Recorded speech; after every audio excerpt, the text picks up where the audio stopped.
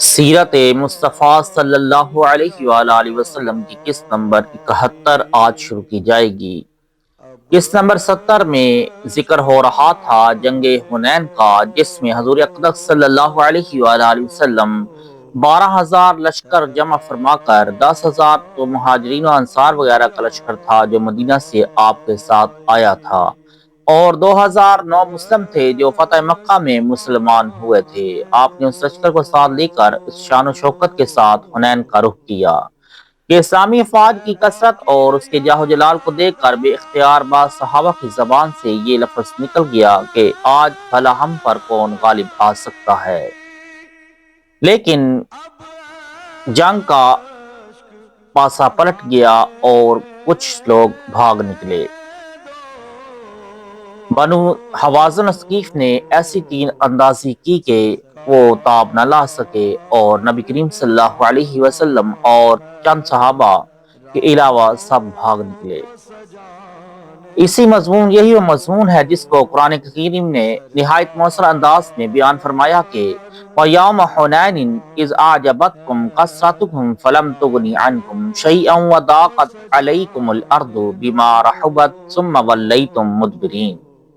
ثم انزل الله سكينته على رسوله وعلى المؤمنين وانزل جنودا لم تروها وعذب الذين كفروا وذلك جزاء الكافرين۔ اور حنین کا دن یاد کرو جب تم اپنی کثرت پر نازاں تھے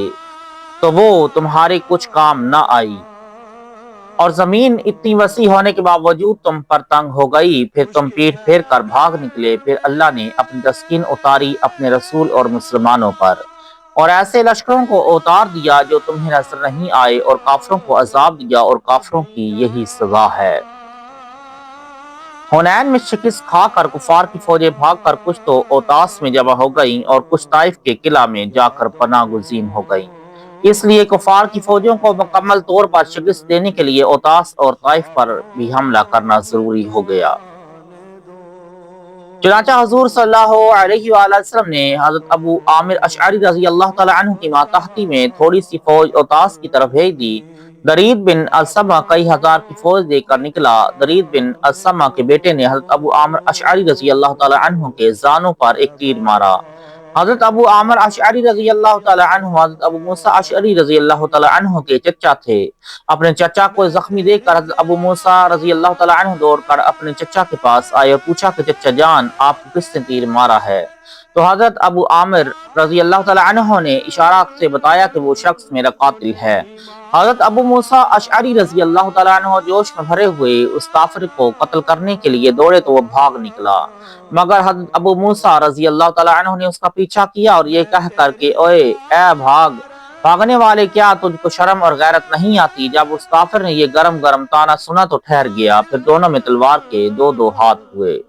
اور حضرت ابو موسیٰ رضی اللہ تعالی عنہ نے آخر اس کو قتل کر کے دم لیا۔ پھر اپنے چچا کے پاس آئے اور خوشخبری سنائی کہ چچا جان اللہ نے آپ کے قاتل کا کام تمام کر دیا۔ پھر حضرت موسیٰ رضی اللہ تعالی عنہ نے اپنے چچا کے زانوں سے وہ تیر کھینچ کر نکالا تو چونکہ زہر میں بجھایا ہوا تھا اس لیے زخم سے بجائے خون کے پانی بہنے لگا۔ حضرت ابو عامر رضی اللہ تعالی عنہ نے اپنی جگہ حضرت ابو موسیٰ رضی اللہ تعالی عنہ کو فوج کا سپہ سالار بنایا اور یہ وصیت کی کہ رسول اللہ صلی اللہ علیہ وآلہ وسلم کی خدمت میں میرا سلام عرض کر دینا اور میرے لیے دعا کی درخواست کرنا۔ یہ وصیت کی اور ان کی روح پرواز کر گئی۔ حضرت ابو موسیٰ اشعری رضی اللہ تعالی عنہ کا بیان ہے کہ جب اس جنگ سے فارغ ہو کر میں بارگاہ رسالت میں حاضر ہوا اور اپنے چچا کا سلام اور پیغام پہنچایا تو اس وقت تاجدار دو عالم صلی اللہ علیہ وآلہ وسلم ایک بان کی چارپائی پر تشریف فرما تھے اور آپ کی پشت مبارک اور پہلو اقدس میں بان کے نشانات پڑے ہوئے تھے۔ آپ نے پانی منگا کر وضو فرمایا، پھر اپنے دونوں ہاتھوں کو اتنا اونچا اٹھایا کہ میں نے آپ کی دونوں بغلوں کی سفیدی دیکھ لی، اور اس طرح آپ نے دعا مانگی کہ یا اللہ تو ابو عامر کو قیامت کے دن بہت سے انسانوں سے زیادہ بلند مرتبہ بنا دے۔ یہ کرم دیکھ کر حضرت ابو موسیٰ رضی اللہ تعالی عنہ نے عرض کیا کہ یا رسول اللہ، صلی اللہ علیہ وآلہ وسلم میرے لیے بھی دعا فرما دیجیے، تو یہ دعا فرمائی کہ یا اللہ تو عبداللہ بن قیس کے گناہوں کو بخش دے اور اس کو قیامت کے دن عزت والی جگہ میں داخل فرما۔ عبداللہ بن قیس حضرت ابو موسیٰ اشعری رضی اللہ تعالی عنہ کا نام ہے۔ بہرکیف ابو موسیٰ اشعری رضی اللہ تعالی عنہ نے درید بن اسمہ کے بیٹے کو قتل کر دیا اور اسلامی علم کو اپنے ہاتھ میں لے لیا، اور درید بن اسمہ بڑھاپے کی وجہ سے ایک ہودج پر سوار تھا، اس کو حضرت اب ربی بن رفیع رضی اللہ تعالی عنہ نے خود اسی کی تلوار سے قتل کر دیا۔ اس کے بعد کفار کی فوجوں نے ہتھیار ڈال دیا اور سب گرفتار ہو گئے۔ ان قیدیوں میں جن کی تعداد ہزاروں سے تھی، حضور صلی اللہ علیہ وآلہ وسلم کی رضائی بہن حضرت شیمہ رضی اللہ تعالی عنہا بھی تھیں۔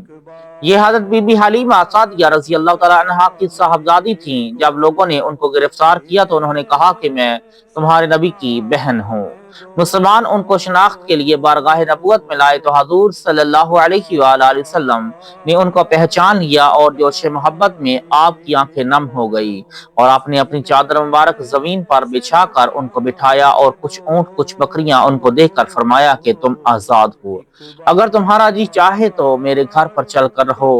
اور اگر اپنے گھر جانا چاہو تو میں تم کو وہاں پہنچا دوں۔ انہوں نے اپنے گھر جانے کی خواہش ظاہر کی تو نہایت ہی عزت و احترام کے ساتھ وہ ان کے قبیلہ میں پہنچا دی گئی۔ طائف کا محاصرہ یہ تحریر کیا جا چکا ہے کہ حنین سے بھاگنے والے کفار کی فوجیں کچھ تو اوتاس میں جا کر ٹھہری تھیں اور کچھ طائف کے قلعہ میں جا کر پناہ گزین ہو گئی تھیں۔ اوتاس کی فوجیں تو آپ پڑ چکے کہ وہ شکست کھا کر ہتھیار ڈال دینے پر مجبور ہو گئی اور سب گرفتار ہو گئے، لیکن طائف میں پناہ لینے والوں میں سے بھی جنگ ضروری تھی، اس لیے حضور صلی اللہ علیہ وآلہ وسلم نے حنین اور اوتاس کے اموال غنیمت اور قیدیوں کو مقام جعرانہ میں جمع کر کے طائف کا رخ فرمایا۔ طائف خود ایک بہت ہی محفوظ شہر تھا جس کے چاروں طرف شہر پناہ کی دیواریں بنی ہوئی تھیں، اور یہاں ایک بہت ہی مضبوط قلعہ بھی تھا۔ یہاں کا رئیس اعظم عروہ بن مسعود ثقفی تھا جو ابو سفیان کا داماد تھا۔ یہاں ثقیف کا جو خاندان آباد تھا وہ عزت و شرافت میں قریش کا ہم پلہ شمار کیا جاتا تھا۔ کفار کی تمام فوجیں سال بھر کا راشن لے کر طائف کی قلعہ میں پناہ گزین ہو گئی تھیں۔ اسلامی افواج نے طائف پہنچ کر شہر کا محاصرہ کر لیا، مگر قلعہ کے اندر سے کفار نے اس شور کے ساتھ تیروں کی بارش شروع کر دی کہ لشکر اسلام اس کی تاب نہ لا سکا اور مجبوراً اس کو پسپا ہونا پڑا۔ 18 دن تک شہر کا محاصرہ جاری رہا مگر طائف فتح نہیں ہو سکا۔ حضور صلی اللہ علیہ وآلہ وسلم نے جنگ کے ماہروں سے مشورہ فرمایا تو حضرت نوفل بن معاویہ رضی اللہ تعالی عنہ نے عرض کیا کہ یا رسول اللہ، لومڑی اپنے بھٹ میں گھس گئی ہے، اگر کوشش جاری رہی تو پکڑ لی جائے گی، لیکن اگر چھوڑ دی جائے تو بھی اس سے کوئی اندیشہ نہیں ہے۔ یہ سن کر حضور صلی اللہ علیہ وآلہ وسلم نے محاصرہ اٹھا لینے کا حکم دے دیا۔ طائف کے محاصرہ میں بہت سے مسلمان زخمی ہوئے اور کل 12 صحاب شہید ہوئے۔ 7 قریش، 4 انصار اور 1 شخص بنی لیس کے زخمیوں میں حضرت ابو بکر صدیق رضی اللہ تعالی عنہ کے صاحبزادے عبداللہ بن ابو بکر رضی اللہ تعالی عنہما بھی تھے، اور یہ ایک تیر سے زخمی ہو گئے تھے، پھر اچھے بھی ہو گئے، لیکن ایک مدت کے بعد پھر ان کا زخم پھٹ گیا اور اپنے والد ماجد حضرت ابو بکر صدیق رضی اللہ تعالی عنہ کے دور خلافت میں اسی زخم سے ان کی وفات ہو گئی۔ یہ مسجد جس کو حضرت عمر بن امیہ رضی اللہ تعالی عنہ نے تعمیر کیا تھا، ایک تاریخی مسجد ہے۔ اس جنگ طائف میں ازواج مطہرات میں سے 2 ساتھ تھیں، حضرت ام سلمہ اور حضرت زینب رضی اللہ تعالی عنہما۔ ان دونوں کے لیے حضور صلی اللہ علیہ وآلہ وسلم نے 2 خیمے گاڑے تھے، اور جب تک طائف کا محاصرہ رہا آپ ان دونوں خیموں کے درمیان میں نمازیں پڑھتے رہے۔ جب بعد میں قبیلہ ثقیف کے لوگوں نے اسلام قبول کر لیا تو ان لوگوں نے اسی جگہ پر مسجد بنا لی۔ جب حضور صلی اللہ علیہ وآلہ وسلم نے طائف کا ارادہ فرمایا تو حضرت طفیل بن عمر دوسی رضی اللہ تعالی عنہ کو ایک لشکر کے ساتھ بھیجا کہ وہ ذوالقفین کے بت خانہ کو برباد کر دیں۔ یہاں عمر بن ہمامہ دوسی کا بت تھا جو لکڑی کا بنا ہوا تھا، چنانچہ حضرت طفیل بن عمر دوسی رضی اللہ تعالی عنہ نے وہاں جا کر بت خانہ کو مندہم کر دیا اور بت کو جلا دیا۔ بت کو جلاتے وقت وہ ان اشعار کو پڑھتے جاتے تھے: